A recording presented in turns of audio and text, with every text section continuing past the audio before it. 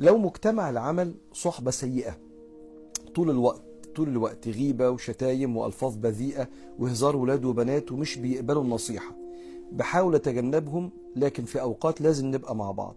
هل الأفضل إني أسيب الشغل ولا تنصحني بإيه؟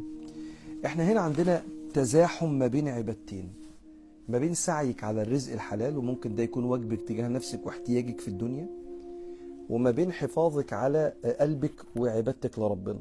الاتنين عبادة، ما هو دي مش دنيا، دي آخرة.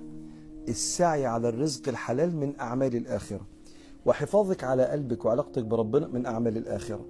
طب هنعمل إيه؟ أنا من قرايتي للثلاث سطور دي أقول لك ما تسيبيش شغلك إلا لما تلاقي شغل تاني، لأنك أنت ممكن تسيبي شغلك وتقعدي في البيت فتلومي نفسك لما يحصل لك عوز واحتياج، فتقولي يا ريتني ما كنت سبت الشغل وقدرت أجاهد نفسي وما بقاش معاهم، فتفقدي سبب ومصدر دخل حلال. فلا، حافظي على نفسك، ما تنسيش أذكارك وأورادك، ما تشتركيش معهم في حاجة حرام بيعملوها. لو بيعملوا حاجة حرام انت مش آثمة انك ما تنصحيهمش، اسكتي، مش لازم تنصحي خالص. مش محتاجة انك انت ابدا تنصحي حد وهو مش جاهز للنصيحة في الوقت ده، فتسكتي وانت رافضة المنكر ده بقلبك، خلاص. فمن لم يستطع فليغيره بقلبه وذلك أضعف الإيمان. ما عنديش حاجة أقدر أعمل كده يا رب، خلاص يبقى هنكر بقلبي.